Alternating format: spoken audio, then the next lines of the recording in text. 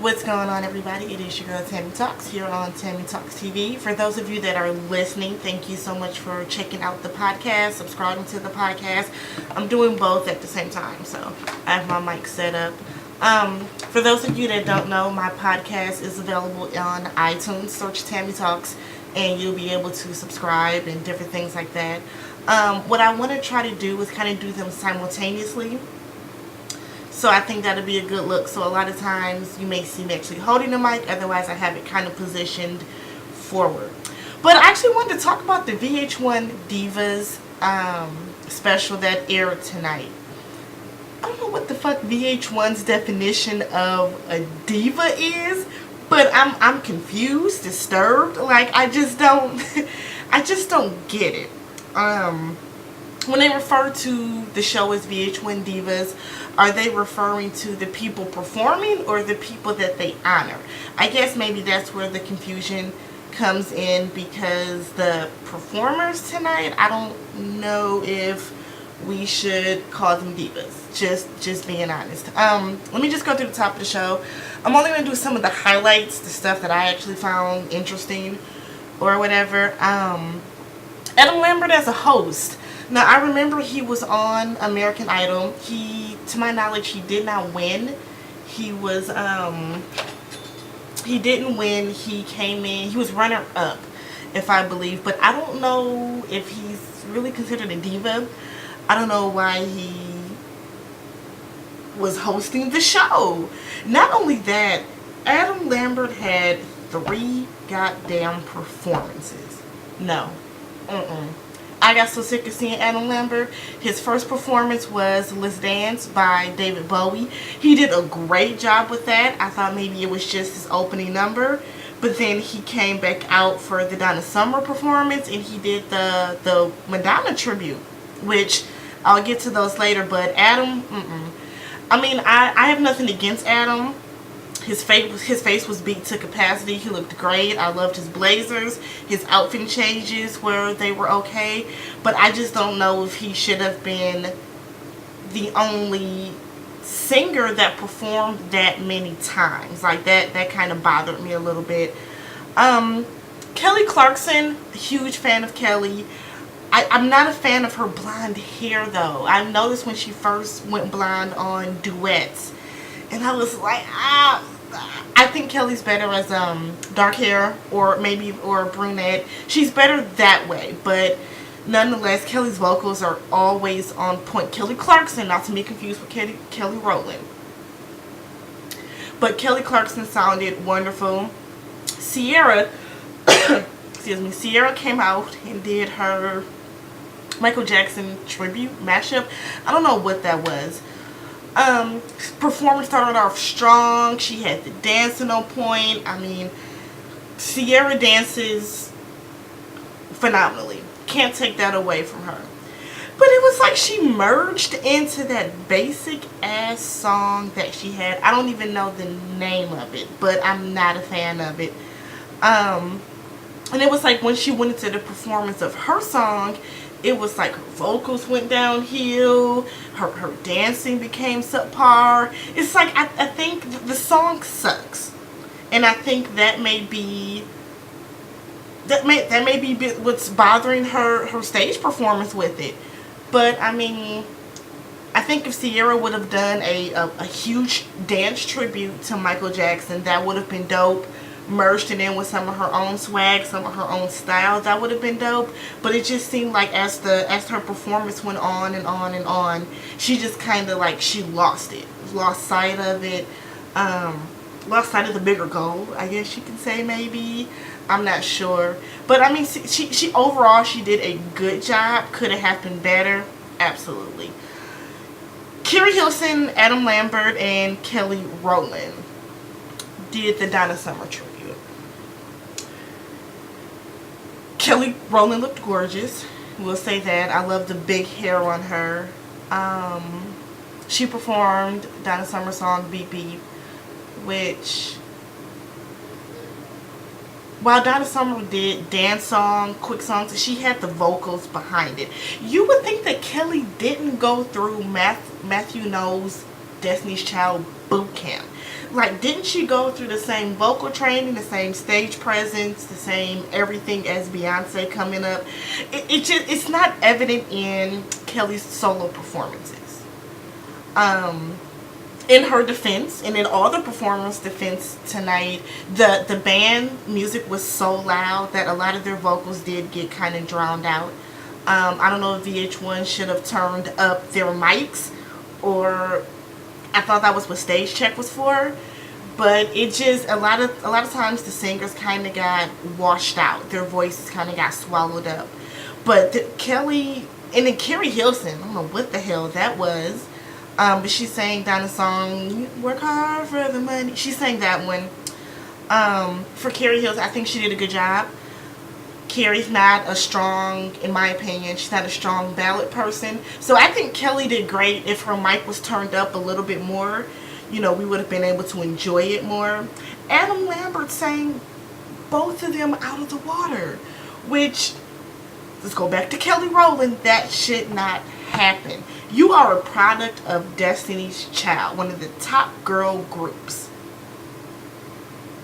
I mean, and this is why people always tell Kelly she's better as a background singer. She won't have a successful solo career. And it's because of performances like this where Kelly has her chance to shine.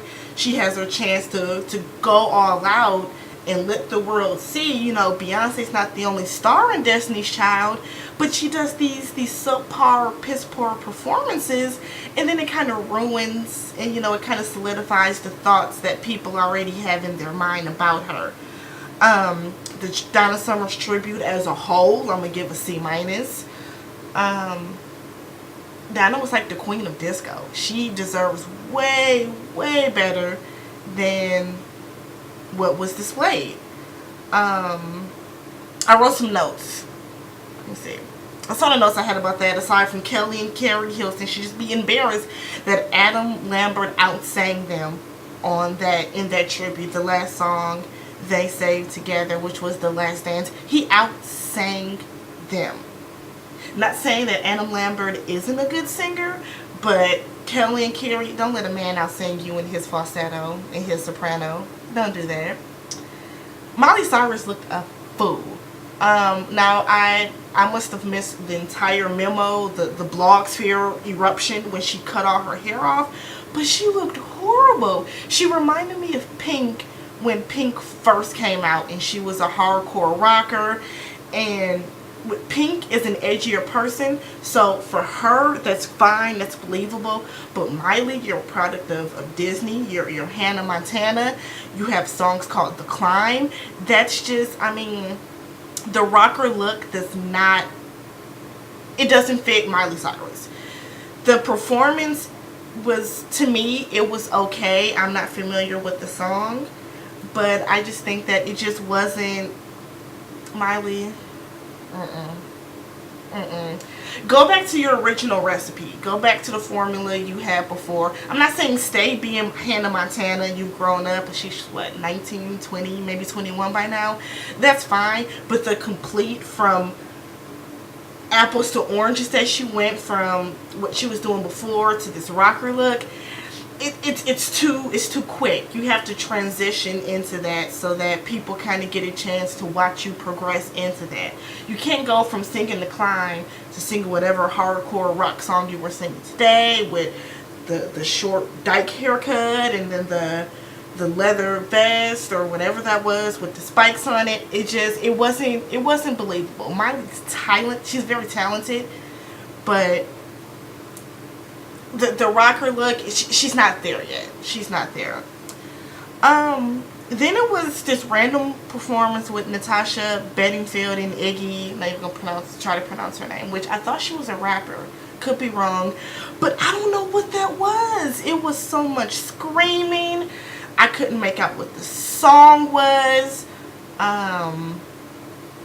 Just even like the back, the pictures, the panels that were in the back were horrible. And you know what it felt like? If you've ever seen The Wiz or Wizard of Oz, when they go to the poppy field and they're high and like the music's all loopy and all crazy. That's how I felt. like I had taken something, like I had taken some type of drug or something. Like I couldn't make out what it was, what it wasn't. It was crazy to me. And Natasha Bedingfield is actually like she's a good singer. So I don't even know what happened. I don't know. I just don't know. Adam Lambert came back out for his third performance of the night. Three of them. He did tribute to Madonna.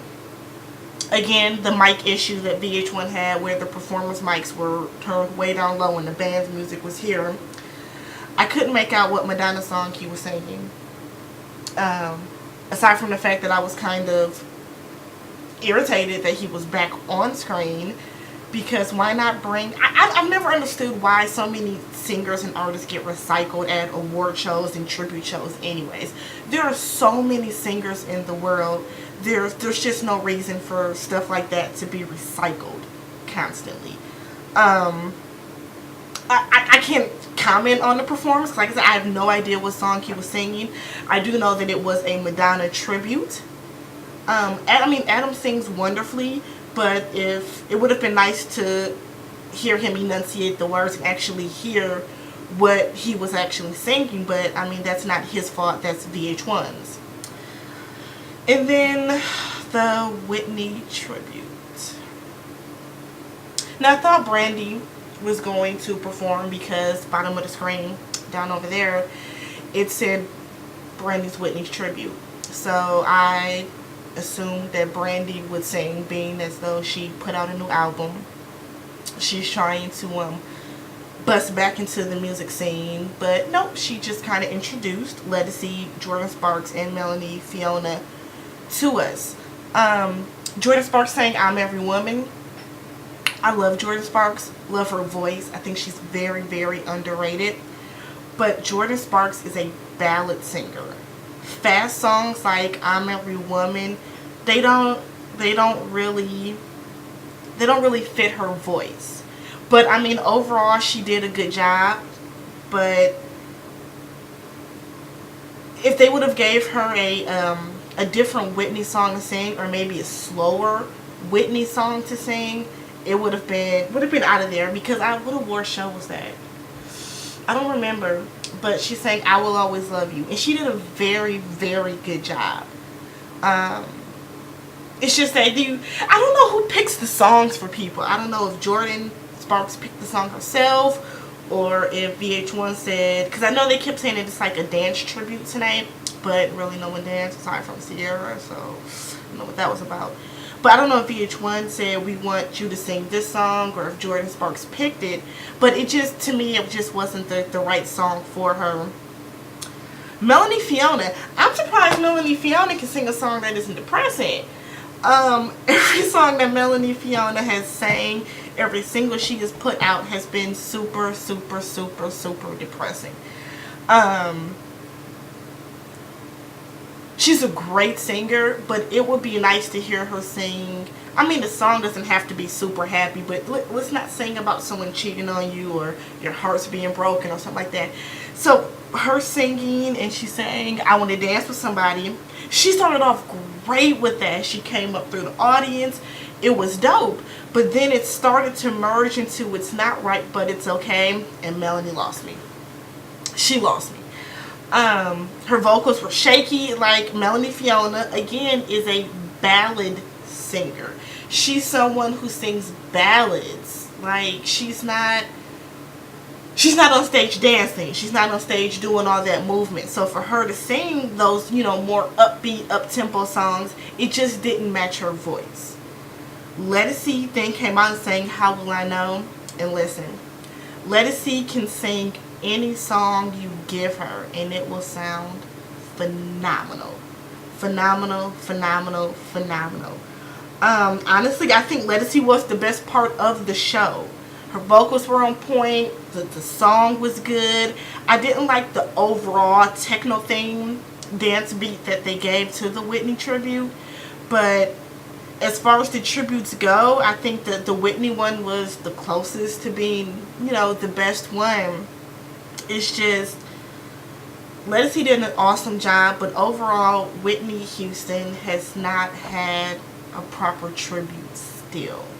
We've gone through the Grammys, the VMAs, who didn't give her a tribute at all, the BET Awards, Billboard Awards, the AMAs, and we still have not gotten a clear and concise Whitney tribute. Where was Fantasia? Where was Monica? Why didn't Brandy perform? Where was Jennifer Hudson? Speaking of those people, just in general, let's go back to VH1. What is a diva to you? Why wasn't Mariah Carey there? Where's Beyonce? Where are these known divas? Where's Toni Braxton? Like, I just don't understand how you can call the show VH1 Divas and there's no real diva on the show. I mean, like I said, I could be wrong. It could be that we're honoring divas and that's why it's called that. But I think if a show was called VH1 Divas, there should be some divas on the show. And I'm sorry, but Sierra, Carrie Hilson, Kelly Rowland, they're not divas. They're great performers. They're great at their craft. But in terms of them being divas, they just aren't. Not when there are people that are so much higher, so much above them in terms of singing, dancing, overall record sales, all that. There are other people that you could have got to perform. It's just a little, just the show itself was just disappointing.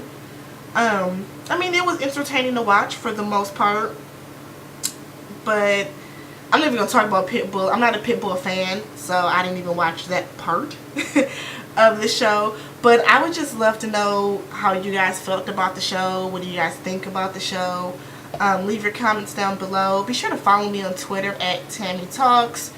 Once again, you can look up my podcast in the iTunes store under the... I think if you're going to do it like on your iPhone or like on your iPod Touch, you have to download the podcast actual app, but otherwise search TammyTalks in the iTunes store. Yeah, in the iTunes store. Subscribe to my channel, thumbs up the video. Let me know your comments down below. Curious to see what everyone else felt about the VH1 Divas show, and also be sure to just check out TammyTalks.com. Peace.